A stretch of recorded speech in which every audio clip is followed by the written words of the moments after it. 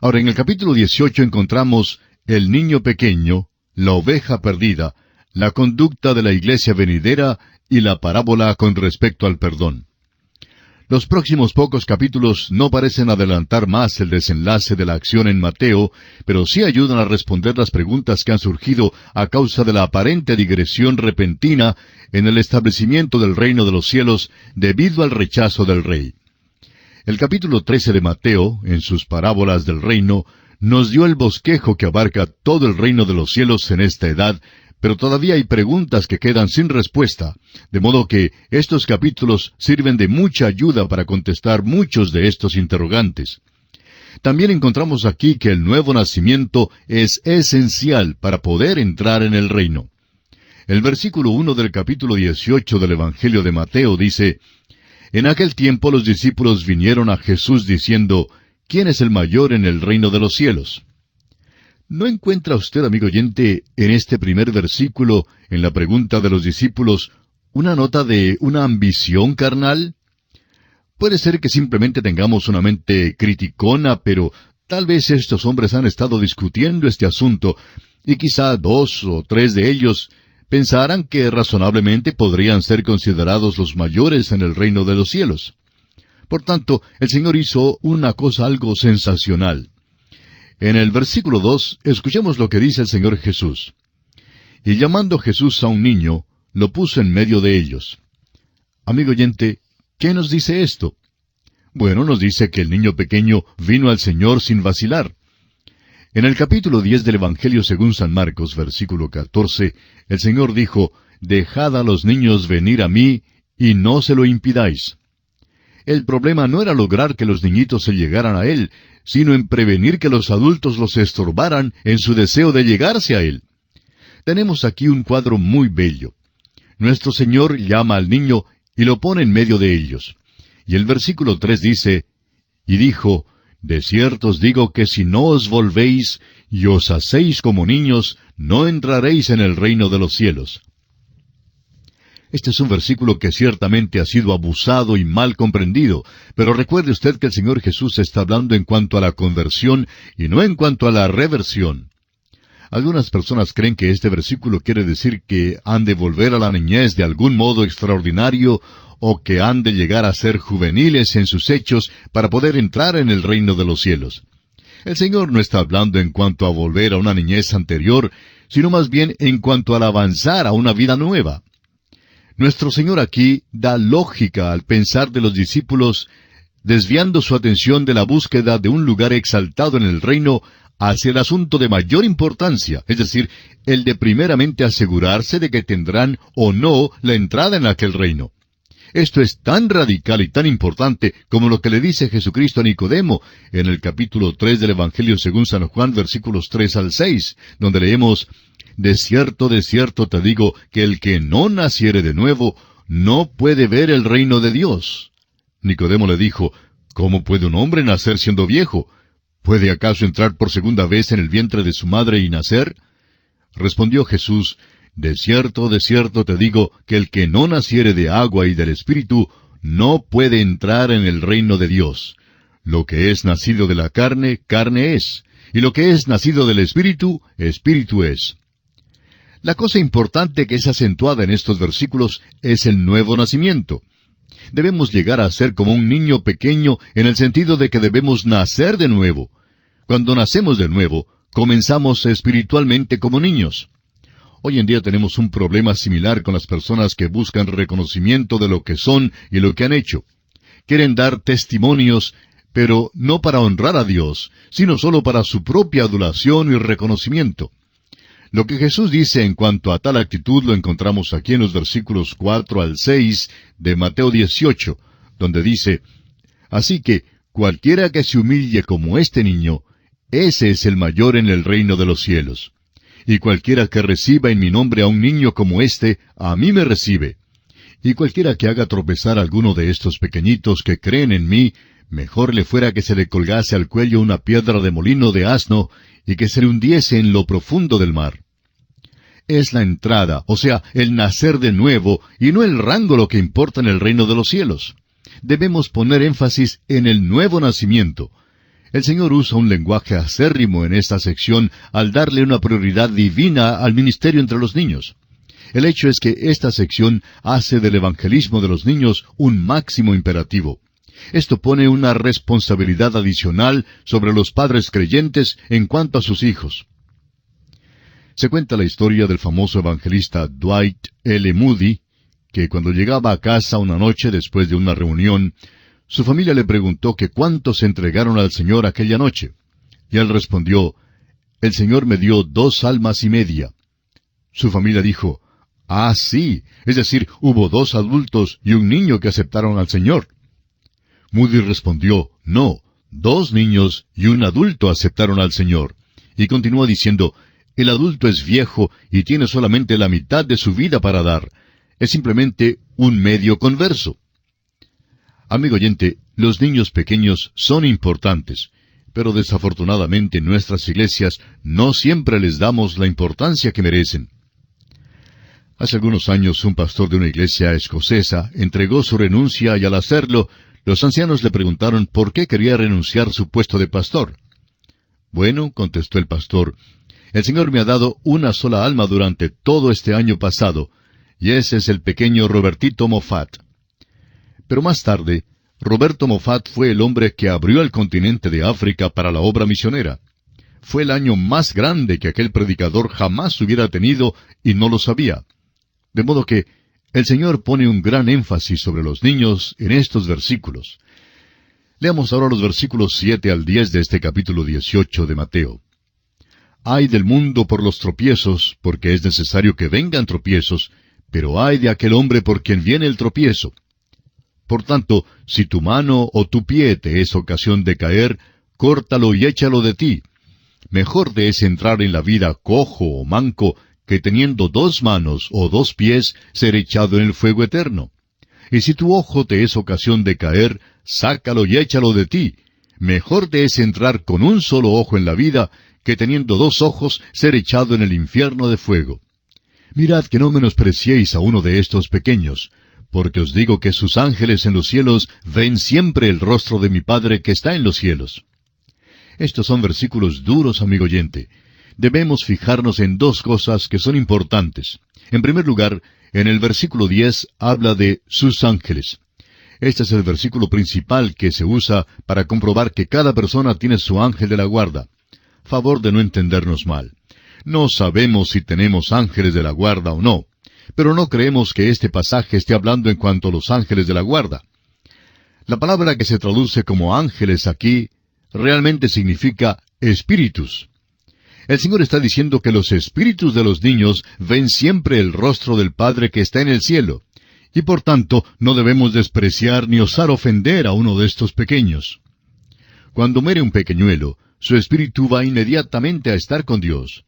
Todos estos pequeñuelos van al cielo cuando mueren, no porque son inocentes, sino porque Jesús murió por ellos. Esto es lo que Jesús está diciendo en estos versículos. A los niños no los desprecien, no los impidan, dejen que lleguen a Dios. Dice que aun si mueren, sus espíritus irán a la presencia del Padre. Muchas personas se preguntan en cuanto a lo que pasará a sus pequeñitos si mueren. David sabía lo que había pasado con su pequeño bebé cuando murió. En el segundo libro de Samuel, capítulo 12, versículo 23, David dijo, «Mas ahora que ha muerto, ¿para qué he de ayunar? ¿Podré yo hacerle volver? Yo voy a él, mas él no volverá a mí». David sabía que era inútil llorar más porque algún día estaría con su hijito una vez más. Esta es una verdad preciosa, especialmente para aquellos que han perdido a un niñito por la muerte. El autor de estos estudios bíblicos, el Dr. J. Vernon McGee, compartía que él mismo había perdido a una de sus hijas, una niña que fue sepultada en California. De vez en cuando, decía él, iba a la sepultura y le ponía algunas flores. Iba a la sepultura porque allí estaba todo lo que tenía de ella en esta tierra. Pero, decía él, yo sé que ella está con el Padre en el cielo. Es salva y algún día glorioso estaré con ella para verla una vez más. Yo sé dónde está ella, decía él, y algún día iré a ella. Amigo oyente, este es un pasaje glorioso. Y el Señor dice aquí que no debemos impedir a los niños que vengan a Él y que se desarrollen al máximo en sus vidas físicas, mentales y emocionales, y más que nada, espirituales. Hace algunos años, un diario norteamericano publicó un artículo contando otro de esos crímenes terribles de una niña pequeñita de 4 años que fue brutalmente asesinada por sus propios padres. Seguramente tales crímenes no pueden pasar inadvertidos por aquel que habló en Mateo 18:6. Para estas personas, amigo oyente, si no se arrepienten y acuden a Jesucristo, solo les espera el mismo infierno. Consideremos ahora la parábola de la oveja perdida. El versículo 11 de este capítulo 18 de Mateo dice, «Porque el Hijo del Hombre ha venido para salvar lo que se había perdido». Esta parábola es diferente que la parábola de la oveja perdida que se encuentra en el Evangelio según San Lucas capítulo 15. La clave de esta parábola es la de salvar. En el capítulo 15 de Lucas, el énfasis es en cuanto a encontrar la oveja perdida. Aquí en Mateo 18, el énfasis es más bien en salvar la oveja perdida. Leamos los versículos 12 al 14 de este capítulo 18 de Mateo que seguimos estudiando. ¿Qué os parece?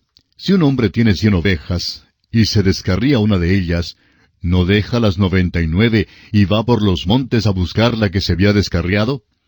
Y si acontece que la encuentra, de cierto os digo que se regocija más por aquella que por las 99 que no se descarriaron. Así no es la voluntad de vuestro Padre que está en los cielos que se pierda uno de estos pequeños. Conviene fijarnos que el Señor todavía está pensando en cuanto a los niñitos. El Señor cuidará de ellos hasta que lleguen a la edad de responsabilidad, pero ahora son la responsabilidad de sus padres. Los jóvenes están pagando un precio terrible en las escuelas hoy en día a causa de los supuestos intelectuales y sus métodos experimentales de enseñanza. Amigo oyente, tenemos una responsabilidad tremenda delante de Dios en estos días de encaminar, de orientar a nuestros niños por la senda de justicia. Ahora Jesús da una nueva norma para la conducta en la iglesia. Del capítulo 18 de Mateo leemos el versículo 15 que dice, «Por tanto, si tu hermano peca contra ti, ve y repréndele estando tú y él solos. Si te oyere, has ganado a tu hermano». Este versículo está hablando del pecado cometido por un creyente. La obligación está sobre aquel que ha sido ofendido para que se acerque a su hermano, al que lo ha ofendido, y no viceversa. Los versículos 16 y 17 de Mateo 18 dicen, «Mas si no te oyere, toma aún contigo a 1 o 2, para que en boca de 2 o 3 testigos conste toda palabra.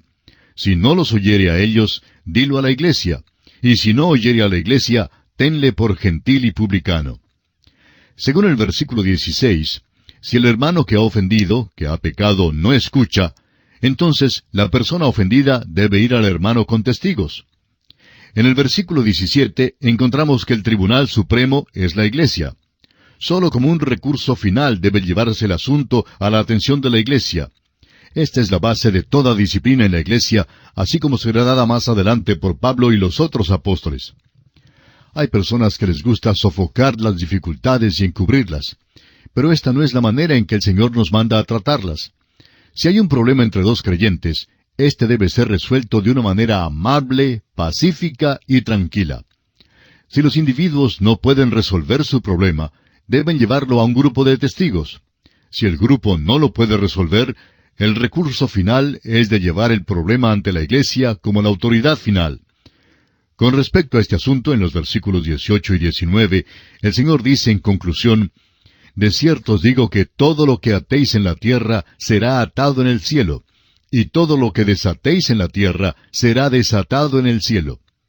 Otra vez os digo que si 2 de vosotros se pusieren de acuerdo en la tierra acerca de cualquiera cosa que pidieren, les será hecho por mi Padre que está en los cielos».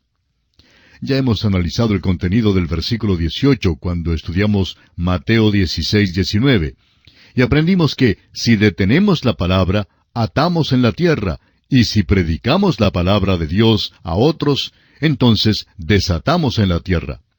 Ahora, ¿qué significan las palabras, si 2 de vosotros se pusieren de acuerdo en la tierra acerca de cualquiera cosa que pidieren, les será hecho por mi Padre que está en los cielos? El versículo 20 de Mateo 18 nos da la respuesta. Porque donde están 2 o 3 congregados en mi nombre, allí estoy yo en medio de ellos. Amigo oyente, Dios nos oirá en cuanto a cualquier cosa que sea en su nombre. El versículo 19 es una nueva base para la oración y el versículo 20 es la nueva base para el gobierno de la iglesia local. La primera iglesia principió aquí, y perseveraban en la doctrina de los apóstoles, en la comunión unos con otros, en el partimiento del pan y en las oraciones. Así lo leemos en Hechos 2:42. La iglesia primitiva se reunía en su nombre y fue una iglesia potente. Esto debe enseñarnos una valiosa lección. Veamos ahora la nueva condición de Jesús con respecto al perdón. El versículo 21 en relación con esto nos dice: Entonces se le acercó Pedro y le dijo: Señor, ¿cuántas veces perdonaré a mi hermano que peque contra mí? ¿Hasta 7? Pedro se creyó muy generoso cuando dijo esto porque, según los rabíes, bastaba perdonar 2 o 3 veces. Simón Pedro estaba dispuesto a perdonar hasta 7 veces. Veamos ahora la respuesta de Jesús en el versículo 22 del Evangelio de Mateo. Jesús le dijo: No te digo hasta 7, sino aún hasta 70 veces 7. La generosidad de Pedro quedó reducida a la mezquindad cuando se compara con el nuevo cálculo de Jesús. No es probable que alguien alcance este número extremo de veces perdonando a otra persona. Este no es el sistema mosaico ni el sermón del monte, es la manera cristiana de perdonar. Antes de llegar a la hora en que hayamos perdonado a alguien 490 veces, ya es probable que los problemas hayan sido resueltos. Y si no han sido resueltos, las personas sin duda habrán llegado a la edad en que el problema ya no les importa mucho de todos modos. Es seguro decir que este número de veces que debemos perdonar va hasta el tope. Esto es exactamente lo que el Señor está diciendo en la historia que sigue. Leamos los versículos 23 al 26 del capítulo 18 del Evangelio según San Mateo. Por lo cual, el reino de los cielos es semejante a un rey que quiso hacer cuentas con sus siervos. Y comenzando a hacer cuentas, le fue presentado uno que le debía 10,000 talentos. A éste, como no pudo pagar, ordenó su señor venderle, y a su mujer e hijos, y todo lo que tenía, para que se le pagase la deuda. Entonces aquel siervo, postrado, le suplicaba, diciendo: Señor, ten paciencia conmigo, y yo te lo pagaré todo. En otras palabras, el siervo quería pagar a su señor por medio de cuotas. En el versículo 27 veamos la reacción del amo ante esta inmensa deuda. El señor de aquel siervo, movido a misericordia, le soltó y le perdonó la deuda.